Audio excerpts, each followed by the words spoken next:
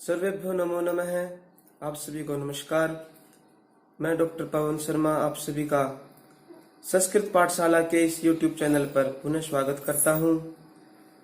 संस्कृत व्याकरण से संबंधित कक्षा 9 से 12 के बच्चे और अधिक वीडियो जानने के लिए इस YouTube चैनल को सब्सक्राइब करें, लाइक करें, शेयर करें और बेल आइकन दबाना न भूलें। तो पिछली वीडियो में हमने कारकों के बारे में विस्तार पूर्वक पढ़ा था। कारकों के बाद उपपद विभक्तियां आती हैं। कारकों का संबंध उपपद विभक्तियों से है। यदि आपको कारक अच्छे से समझ में आ गए तो उपपद विभक्तियां भी आप आसानी से समझ सकते हैं। तो आज का हमारा विषय रहेगा उपपद विभक्तियां और उनका किन शब्दों के किन धातुओं के साथ प्रयोग होता है। तो आइए आज हम उपपद विभक्तियों के बारे में पढ़ेंगे। उपपद विभक्ति प्रकरणम, इस चैनल को आप अधिक से अधिक सब्सक्राइब अवश्य करें। तो आइए हम शुरू करते हैं। उपपद विभक्ति। विभक्ति अर्थात शब्दों में लगने वाली विभक्तियां 7 हैं। प्रथमा, द्वितीया, तृतीया, चतुर्थी, पंचमी, षष्ठी और सप्तमी। इनके तीनों वचनों में अलग अलग प्रत्यय लगते हैं। ये प्रत्यय 21 हैं जिन्हें हम सुप नाम से जानते हैं। सुप प्रत्ययों के लग जाने पर ही शब्द पद बनकर प्रयोग योग्य होते हैं तथा ये सुबंत कहलाते हैं। ये हमने कारक प्रकरण में भी इसके बारे में बताया था। ये विभक्तियां 2 तरह से प्रयोग की जाती है, कारक विभक्ति के रूप में तथा उपपद विभक्ति के रूप में।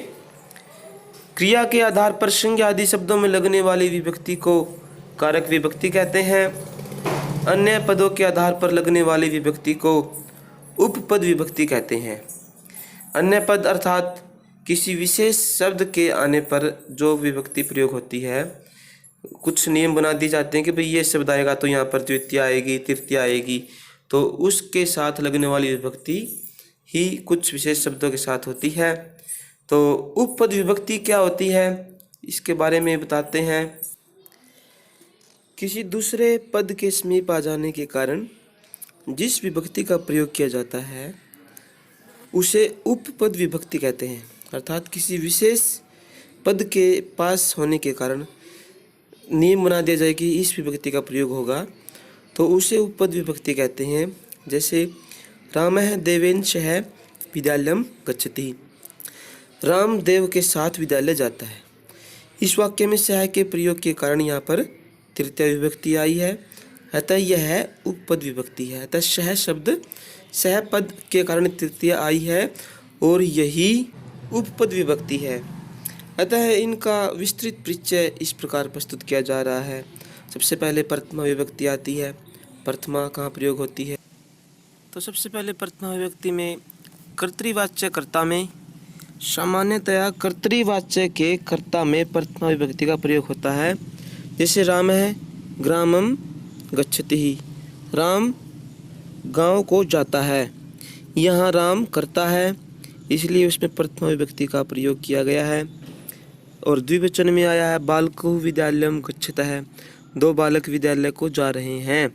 यहाँ पर बालकौ में प्रथमा कर्तृवाच्य के कर्ता में, और बालिका नृत्यम कुर्वन्ति, बालिकाएं नृत्य कर रही हैं, ये बहुवचन में उदाहरण है। यहाँ पर बालिका में कर्तृवाच्य के कर्ता में प्रथमा विभक्ति है। और क्रमवाच्य के क्रम में भी प्रथमा विभक्ति का प्रयोग होता है। जैसे कुंभकारेण घटः क्रियते, कुंभकार के द्वारा घड़ा बनाया जा रहा है।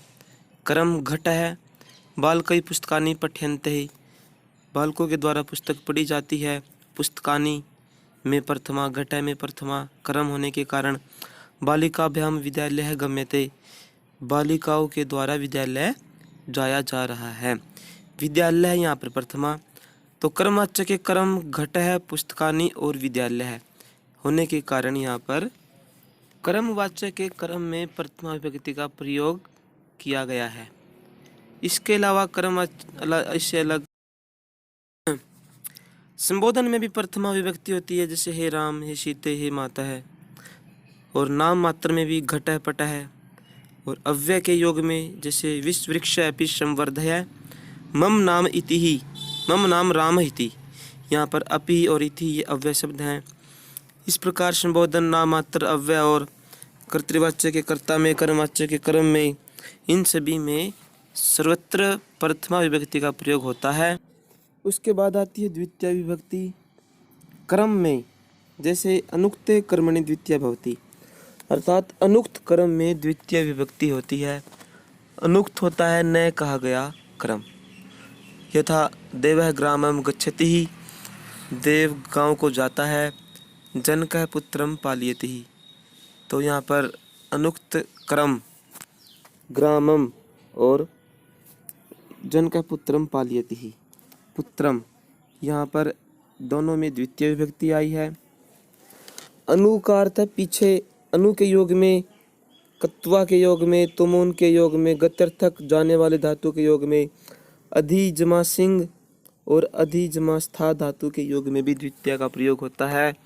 इनके उदाहरण हैं अनु के योग में वत्स धेनु मनु गच्छति, वत्स धेनु के पीछे जाता है। कत्वा प्रत्यय के योग में होता है स पुस्तकम पठित्वा गच्छति, वह पुस्तक पढ़कर जा रहा है। तुमुन के योग में स जलम आने तुम गच्छति, वह जल लाने के लिए जाता है। गत्यर्थक जाने वाली धातु के योग में जैसे श पुरीम गच्छति, वह पुरी को जाता है। पुरी में द्वितीय आ गई। अहम नगरम गच्छामि, मैं नगर को जाता हूँ। यहाँ पर नगर में जाने के अर्थ में द्वितीय आई। अधिजमा सिंह, अधि उपसर्ग प्लस सिंह का अर्थ सी सोना धातु हो तो वहाँ पर द्वितीय होती है। वानर शाखा में अधिशते, बंदर शाखा पर सो रहे हैं, सो रहा है। अधिजमा स्था बैठना, अधि उपसर्ग और स्था धातु, जैसे पथिका धर्मशालाम अधितिष्ठति, अधिष्ठा का अर्थ बैठना या ठहरना होता है। पथिका धर्मशालाम अधितिष्ठति, पथिक यात्री धर्मशाला में बैठता है या ठहरता है। इन सभी के योग में द्वितीय है। अधि प्लस आस के योग में जैसे मृगः वने पाषाणम अध्यास्ते, मृग वन में पाषाण पर अध्यास्ते बैठता है। अधिच प्लस आस का अर्थ बैठना। उभयता दोनों ओर, उभयता के योग में मार्गम उभयता वृक्षा सन्ति, मार्ग के दोनों ओर वृक्ष हैं। प्रीतः चारों ओर, प्रीतः के योग में भी ग्रामम प्रीतः वनम अस्ति, सर्वतः सब और, नगरम सर्वतः जलम अस्ति, नगर के सब और जल है। अंतरण के योग में, अंतरण का अर्थ के बिना, धनम अंतरण सुखम न लभते, धन के बिना सुख प्राप्त नहीं होता। दिक धिक्कार करना के योग में भी द्वितीय। दिक पापीनम, पापी को धिक्कार है। उपयोपरि ऊपर ऊपर, इसके योग में भी द्वितीय होती है। उपयोपरि वृक्षम मेघाशंति, वृक्षों के ऊपर ऊपर मेघ हैं, बादल हैं। अधि अधि के योग में भी अधि अधि लोकम हरि, अधोहदय नीचे नीचे, अधोहदय के योग में अधोहदय है। मेघान पर्वत है अस्ति ही। इस प्रकार यहाँ पर इन सभी शब्दों के योग में द्वितीय विभक्ति का प्रयोग होता है। अभितय के योग में, अभितय का अर्थ दोनों ओर, ग्रामम अभितय है जलम अस्ति। शम्या के योग में शम्या का अर्थ होता है पास में, नज़दीक। ग्रामम शम्या विद्यालय है अस्ति, गाँव के पास नज़दीक विद्यालय है। गाँव के दोनों ओर जल है। निक्षा का अर्थ भी होता है पास में। विद्यालयम निक्षा औषधालय अस्ति, विद्यालय के नज़दीक औषधालय है। हा के योग में जैसे हा निर्धनताम, निर्धनता को अधिकार है हाय। प्रति के योग में प्रति की ओर, श नगरम प्रति गच्छति, वह नगर की ओर जा रहा है। अंतरा के योग में अंतरा का अर्थ होता है बीच में। पितरम मातरम च अंतरा सुतः अस्ति, पिता और माता के बीच में सुत पुत्र है। विना के योग में विना का अर्थ है के बिना। नारीम विना जीवनम नास्ति, नारी के बिना जीवन नहीं है। विना के योग में द्वितीय, तृतीय और पंचमी विभक्ति का प्रयोग किया जाता है। विना के अर्थ में 3 विभक्तियां होती हैं। द्विकर्मक धातु योगे द्वितीया भवति, द्विकर्मक जहाँ पर 2 कर्म हो, उन सभी द्विकर्मक धातुओं के योग में द्वितीय विभक्ति का प्रयोग होता है। संस्कृत में व्याकरण में ये 16 द्विकर्मक धातुएं हैं। दुह याच पच दंड रुद्र पृच्छ चिब्रु, रुद्र पृच्छ चिब्रु निहरी कृष्व है, सास ब्रु निहरी कृष्व है। ये जो 16 धातुएं हैं, इनके प्रयोग में द्वितीय का प्रयोग होता है। जैसे दुह दुहना धातु के योग में गोपै धेनुम दुग्धम दोग्धी, ग्वाला गाय से दूध धूता है। याच मांगना, इसके योग में भी याच का धनिकम धनम याचते, याचक धनवान से धन मांगता है। पच पकाना, पच धातु के योग में पाच का है तंडुलान ओधनम पचती, पाचक तंडुलों से चावलों से ओधनम भात को पचती पकाता है। दंड धातु के योग में दंड देना, भूपति तस्करम शतम दंडयति, राजा तस्कर को चोर को 100 रुपये का दंड देता है। रुद्ध रोकना, रुद्ध धातु के योग में भी गोप है धेनुम वनम अवरुणद्धि, गवाला गाय को वन में जाने से रोकता है। पृच्छ धातु के योग में पृच्छ पूछना, अध्यापक है शिष्यम प्रश्नम पृच्छति, अध्यापक शिष्य से प्रश्न पूछता है। ची धातु के योग में ची का अर्थ है चुनना, रंजना लताम पुष्पाणी अवचिनोती, रंजना लताओं से फूल चुन रही है। ब्रू बोलना धातु के योग में भी गुरु शिष्यान धर्मम ब्रूत है, गुरु शिष्यों को धर्म के बारे में बताता है। जी जीतना धातु के योग में भी वंचक है श्रेष्ठिनम शतम जयति, वंचक जो चोर है सेठ से 100 रुपये जीतता है। सास धातु के योग में सास शासन करना, ऋषि शिष्यान धर्मम शास्ति, ऋषि अपने शिष्यों को धर्म के बारे में उपदेश देता है। मथ धातु के योग में मथना, गोपिका दुग्धम नवनीतम मथनाति, गोपिका दूध मथती है। मुष धातु के योग में मुष चुराना, चोर धनिक का धन चुराता है। नी ले जाना, नी धातु के योग में कृषक है धेनुम वनम नयति, किसान धेनु गाय को वन में ले जाता है। ह्री धातु के योग में भी ह्री हरण करना, आरक्षी चोरम वस्त्रम हरति, सैनिक चोर के वस्त्र को हरण कर रहा है। और कृष धातु के योग में बालक है अजाम वनम कृष्ति, बालक बकरी को वन में खींच रहा है ले जाता है। वह धातु ढोना, सेविका फलम गृहम वहती, सेविका है जो फलों को घर में रखती है। इन प्रकार ये 16 हैं द्विकर्मक धातुएं हैं, इन सभी के साथ द्वितीय विभक्ति का प्रयोग किया जाता है। इसके बाद तृतीय विभक्ति आती है। तृतीय विभक्ति करण में होती है, जैसे ये कर्मवाच्य कर्तरी, कर्मवाच्य के कर्ता में तृतीया होती है।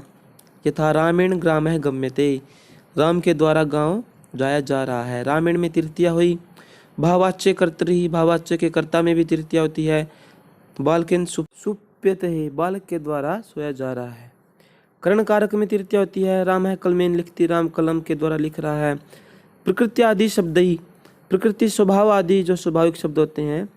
दुग्धम प्रकृत्या मधुरम, दूध स्वभाव से मधुर होता है। अपवर्ग के फल प्राप्त मार्गवाची शब्द, अपवर्ग जब कोई मार्ग वाचक शब्द हो और उसमें फल प्राप्ति दिखाया जाए वहाँ पे तृतीया होती है। क्रोशेन पुस्तकम पठितम, भी 1 कोश तक पुस्तक पढ़ ली, यहाँ पे मार्गवाचक आ गया क्रोशेन, इसमें तृतीया है। समयवाचक शब्द, समयवाचक शब्दों में भी तृतीय विभक्ति होती है। मासेन व्याकरणम अधीतम, 1 मास तक व्याकरण का अध्ययन करता है। अंग विकारे, अंग विकार शरीर के किसी अंग में विकार नजर आए। पादेन खंजह बालक, बालक पैर से लंगड़ा है। लक्षणवाचक शब्द, लक्षणवाचक शब्दों में भी तृतीया। श जटा भी तापशय प्रतीयते, वह जटाओं से तपस्वी प्रतीत होता है। भाई जटा बड़ी बड़ी जटाएं हैं उनसे वो तपस्वी लगता है। और मूल्यवाचक शब्दों में शतेन श धेनुम कृतवान, 100 रुपये से उसने धेनु गाय को खरीद लिया, यहाँ पर मूल्य हो गया 100 रुपये। शतेन में तृतीया है। ऊनः कम इति योगे, जैसे स्वर्ण कुंडलमिदम मासेण ऊनम अस्ति, यह सोने का कुंडल 1 मास कम है। हीन हीन, इस योग में भी धर्मेण हीन नरः पशु तुल्य भवति, धर्म से हीन मनुष्य पशु तुल्य होता है। न्यून है इति योगे, न्यून है कुछ कम होना। रजत खंडम इदम मासेण किंचित न्यूनम अस्ति, रजत खंडम चांदी का टुकड़ा यह है 1 मास थोड़ा कम है। शून्य इति योगे, इस योग में भी तृतीया होती है। स्वाभिमानेन शून्य नरः अमृतः एव भवति, स्वाभिमान से शून्य मनुष्य मरे हुए के समान होता है। इन सभी में तृतीय योग में तृतीय विभक्ति होती है। इसके पश्चात रहित है, रहित। इस योग में भी लोभेन रहितम सुखम लभते, लोभ से रहित को ही सुख मिलता है। और अलम इति योगे, अलम के योग में भी, अलम का अर्थ है निवारण करना, रोकना अर्थ में। अलम विवादेन, विवाद से बस करो, लड़ाई झगड़े से बस करो। अलम कोल्हालेन, शोर मत करो। कृतम इति योगे, कृत, कृतम आलस्येन, आलस्य से किया हुआ। भाई इसके योग में भी तृतीय आती है। किम इति योगे, कलहिन किम, कलह से क्या। इसके योग में प्रयोजनम, प्रयोजन। इति योगे धनिन किम प्रयोजनम, धन से क्या प्रयोजन है। हेतुवाचक शब्द है, हेतुवाचक शब्द में भी तृतीय होती है। श अध्ययनेन तत्र गच्छति, वह अध्ययन करने के लिए वहाँ पर जाता है। हेतुवाचक शब्द हो तो तृतीय, और यदि हेतु ही खुद आ जाए तो वहाँ पर षष्ठी का विभक्ति को जानना चाहिए। तो इस प्रकार कार्यम, इस योग में भी तृतीया होती है। धनिका नाम निर्धनई कार्यम न भवति, धनिकों का निर्धनों के द्वारा कार्य नहीं होता। तो इन सभी शब्दों के साथ भी हम तृतीय विभक्ति का प्रयोग करते हैं। गुण है इति योगे अपि तृतीया, यथा मूर्खेण पुत्रेण कह गुण है, मूर्ख पुत्र से भाई उसमें क्या गुण होते हैं। अर्थ इति योगे निरक्षरेण नरेण का अर्थ है, निरक्षर मनुष्य का क्या अर्थ, क्या लाभ। लाभ इति योगे बधिरम गीतेन का लाभ है, बहरे को गीत के गायन से क्या लाभ। सह का अर्थ होता है साथ। रामेण सह गतवती सीता, राम के साथ सीता गई। या फिर पिता पुत्रेण सह गच्छति, पिता पुत्र के साथ जाता है। सह शाकम सार्धम समम, इन सभी का अर्थ है साथ। और इनमें तृतीय विभक्ति का प्रयोग होता है। शाकम है साथ ही होता है अर्थ भी। धेनवा शाकम वत्स्यायाति, गाय के साथ बछड़ा जाता है। सार्धम इति योगे स मया सार्धम पठति, वह मेरे साथ पढ़ रहा है, पढ़ता है। स्म इति योगे समान, स मम भ्रात्रा स्म, वह मेरे भाई के समान है। समाना इति योगे, समान इसके योग में भी मूर्ख पशु भी समान है, मूर्ख पशुओं के समान हैं। सदृश इति योगे तृतीया, सदृश का अर्थ भी समान होता है। स कुबेरेण सदृश अस्ति, वह कुबेर के सदृश है, कुबेर के समान है। इस प्रकार ये तृतीय विभक्ति का इन शब्दों के धातु के साथ प्रयोग होता है। इसके बाद चतुर्थी विभक्ति आती है। संप्रदान में चतुर्थी विभक्ति होती है। यथा धनिका याचकाय धनम ददाति, धनिक याचक को, याचक के लिए धन देता है। कारक प्रकरण में हमने पढ़ा था कि कारक संप्रदान के लिए होता है, वहाँ पर चतुर्थी विभक्ति होती है। ये कुछ धातुएं हैं जहाँ पर चतुर्थी होती है। रुच धातु योगे, रुच अच्छा लगना, इस धातु के योग में मह्यम दुग्धम रोचते, मुझे दूध अच्छा लगता है। मह्यम मोदकम रोचते, मुझे लड्डू अच्छे लगते हैं। और ध्री निच योगे, ध्री धातु निच प्रत्यय के साथ होने पर इसके योग में भी चतुर्थी होती है। श मह्यम शतम धार्यति, वह मेरे 100 रुपये धारण करता है। और कुप धातु योगे, कुप का अर्थ है क्रोधित करना। यदि कुप धातु हो क्रोधित अर्थ में, शिक्षक छात्राय कुप्यति, शिक्षक छात्र के लिए क्रोधित होता है, कुपित होता है। स्वद धातु योगे, स्वद स्वादिष्ट लगना धातु के योग में। तुभ्यम तक्रम स्वदते, तुम्हें, तुम्हारे लिए तक्र लस्सी स्वादिष्ट लगती है। क्रुद्ध धातु योगे, पहले कुप धातु आई, अब क्रुद्ध है। पिता पुत्राय क्रुध्यति, पिता पुत्र पर क्रोधित होता है। द्रुह विद्रोह करना, रावण है रामाय द्रुह्यति, रावण राम के लिए विद्रोह करता है, अर्थात द्रुह होता है विद्रोह करना। इन सभी के साथ हम चतुर्थी विभक्ति का प्रयोग करते हैं। ईर्ष्या योगे, ईर्ष्या करना किसी से, इस योग में चतुर्थी। कांता शांतायै ईर्ष्यति, कांता शांता के लिए, शांता से ईर्ष्या करती है। ईर्ष्या के बाद असूया, असूया योगे, असूया के भी किसी से हम द्वेष करना वो भाव होता है। दुर्जन सज्जनाय असूय, दुर्जन सज्जन से, सज्जन के लिए ईर्ष्या असूय करता है। स्पृह धातु के योग में माला पुष्पेभ्य स्पृहयति, माला फूलों की इच्छा करती है। और नमः योगे, नमः का अर्थ है नमस्कार, जैसे शंकराय नमः, विष्णुवे नमः, गुरुवे नमः। जैसे हम बोलते हैं ओम नमः शिवाय, शिवाय में चतुर्थी है, शंकराय में, विष्णुवे यहाँ पर नमः के साथ चतुर्थी विभक्ति का प्रयोग है। स्वस्ति का अर्थ है कल्याण। प्रजाभ्य स्वस्ति, प्रजाओं का स्वस्ति हो, कल्याण हो। स्वाहा, किसी के लिए हम आहुति देते हैं, जैसे अग्नि स्वाहा, अग्नि की आहुति देते समय बोलते हैं। अलम इति योगे निषेधार्थ। अलम इति योगे पर्याप्त अर्थ है। अलम निषेध के योग में तृतीया होती है और अलम पर्याप्त अर्थ में चतुर्थी विभक्ति का प्रयोग होता है। राम है रावणाय अलम, राम रावण के लिए पर्याप्त है, राम रावण के लिए काफ़ी है। या फिर अलम मल्लो मलाए, यह पहलवान उस पहलवान के लिए काफ़ी है। पर्याप्त काफ़ी अर्थ में चतुर्थी अलम के साथ होती है। दानार्थ है दान देने में। ब्राह्मणाय धनम ददाति, ब्राह्मण के लिए धन देता है। विप्राय अन्नम ददाति, ब्राह्मण के लिए अन्न देता है। इन सभी के साथ चतुर्थी विभक्ति का यहाँ पर प्रयोग है। इस प्रकार जैसे दोबारा से एक बार फिर हम थोड़ा दोहराते हैं। चतुर्थी विभक्ति किसमें है? संप्रदान में होती है। या धनी का याचकाय धनम ददाति संप्रदान में। रुच धातु के योग में मयम दुग्धम रोचते। घ्री नीच योगे, कूप धातु के योग में, श्वत धातु के योग में, क्रुद्ध धातु के, द्रुह धातु के योग में, ईर्ष्या योगे।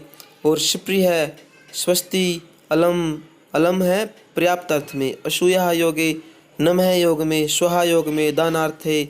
इन सभी को अगर कहीं पे ये प्रयोग धातु आती है तो वहाँ पर हमेशा चतुर्थी विभक्ति का ही प्रयोग किया जाता है, ये एक नियम है।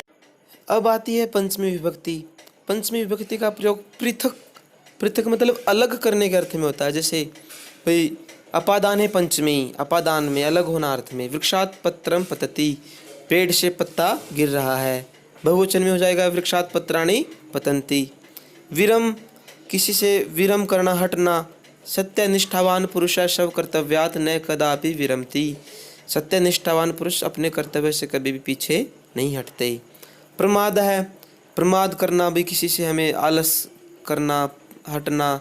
छात्र पठनात् प्रमादम करोति, छात्र पढ़ने से प्रमाद करता है, आलस करता है। स्वाध्यायत्मा प्रमदितव्यम, अपने अध्याय से कभी हमें आलस प्रमाद नहीं करना चाहिए। भी का अर्थ है डरना। भी धातु हो तो वहाँ पे पंचमी होती है।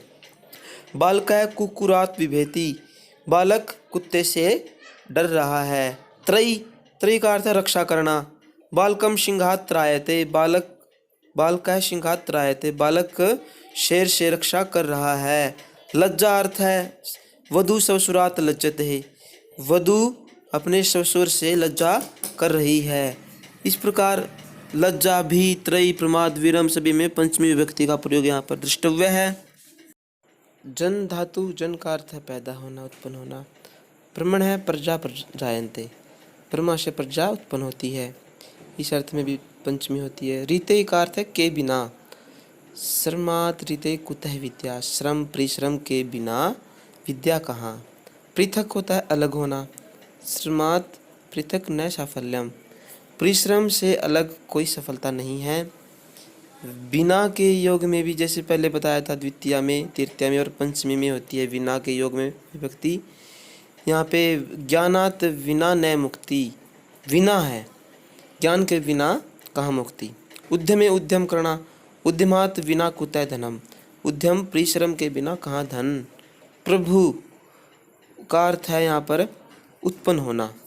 गंगा हिमालयात प्रभवती, पर उपसर्ग प्लस भू धातु हो तो वहाँ पर जमा भू होने से गंगा हिमालयात प्रभवती, गंगा हिमालय से निकल रही है।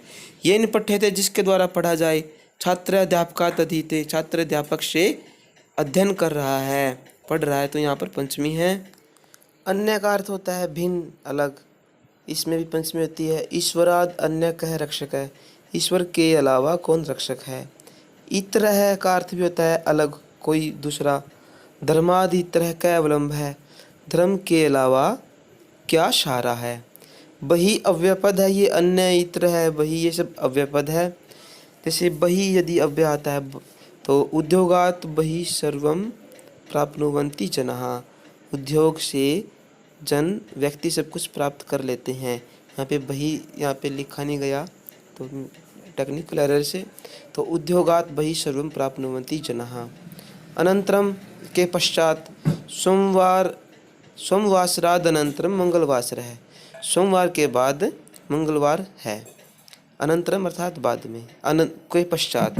प्रभृति से लेकर बाल्यात् प्रभृति या नृतम नोक्तवान, बचपन से लेकर आज तक मैंने झूठ नहीं कहा। तुलनायाम, तुलना में, राम श्यामात् पटोत्र, राम श्याम से चतुर है। तो इन सभी शब्दों में पंचमी विभक्ति का प्रयोग किया जाता है। बात करते हैं हम षष्ठी विभक्ति की।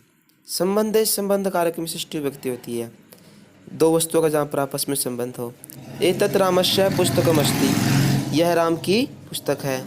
स्मृति, स्मरण करना यदि धातु हो तो वहाँ पे षष्ठी है। पत्नी पत्यु स्मृति, पत्नी पति का स्मरण करती है। ईश है, ब्रह्मा संसारस्य ईश है, ईश है स्वामी, ब्रह्मा संसार का स्वामी है। तो संबंध में, स्मृति धातु में, ईश है के योग में, इन सभी में षष्ठी विभक्ति का प्रयोग किया जाता है।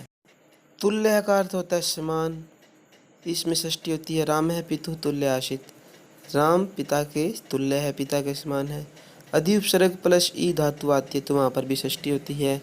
बालकः मातु अध्येति, बालक माता का अध्ययन कर स्मरण करता है, याद करता है। दया, राम है भरतस्य दयते, राम भरत के लिए दया करते हैं। सदृश है, समान होता है। मोहन है जनकस्य सदृश अस्ति, मोहन जनक के समान है, उसके जैसा है। इन सभी अर्थों में, सभी शब्दों के योग में षष्ठी विभक्ति का प्रयोग किया जाता है। इस प्रकार से ये संबंध में, स्मृति धातु में, इसमें, तुल्य में, सभी, और अधि प्लस ई, और दया, पर प्लस भू, और षष्ठी, और हो गई सदृश में षष्ठी विभक्ति का प्रयोग है। और अंत में अब सप्तमी विभक्ति आती है। सप्तमी विभक्ति का प्रयोग आधार में होता है। आधार अधिकरण कारक में, आधारो अधिकरणम। जैसे आधारे अध्यापक है, श्याम फल के लिखती, अध्यापक श्याम पट पर लिख रहा है। श्याम फल के में सप्तमी आ गई। निर्धारण करने में, निर्धारणे, रमा सर्वासु छात्रासु सुंदरतमः, रमा सभी छात्राओं में सुंदर है। यहाँ पे सभी में से एक को छांटा गया है, निर्धारण किया गया है, इसलिए सर्वासु छात्रासु, छात्रासु में सप्तमी हो गई यहाँ पे। स्नेह, स्नेह करना, पिता पुत्र स्नेहति, पिता पुत्र पर स्नेह करता है। तो जिस पर स्नेह किया जाए, पुत्रे, पुत्र में सप्तमी आई है। अनु प्लस रज धातु, यहाँ पर भी सप्तमी होती है। प्रजा नृपे अनुरंजन रजनते, प्रजा राजा में अनुरंजन होता है, मतलब उसका मन लगता है। नृपे में सप्तमी आ गई। गृह का अर्थ ग्रहण करना, पकड़ना। नारीम केशेषु गृहीत्वा कर्षति, नारी को केशों से पकड़कर खींचता है। यहाँ पर भी केशेषु में सप्तमी हो गई।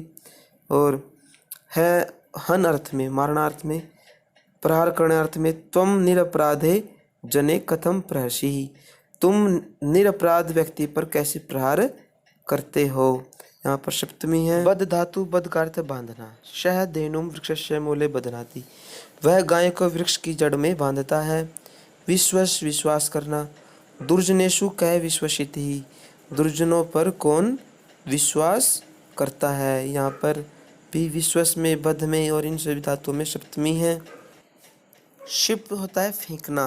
व्याध है मृगे ईशून क्षिप्ति, शिकारी मृग पर ईशून बाण को फेंकता है, यहाँ पर क्षिप अर्थ में सप्तमी हुई। मुंच का अर्थ है छोड़ना। राम है राक्षसों शरान है मुंचत, राम ने राक्षसों पर अपने शरों को, बाणों को फेंका, यहाँ पे भी सप्तमी है। सरान, शरे राक्षसों में जिस पर फेंका जाए। कुशल है मैंने होता है जो सर्वश्रेष्ठ कुशल हो। राम है गणित कुशल अस्ति, राम गणित में कुशल है, मतलब निपुण है। निपुण है के अर्थ में भी।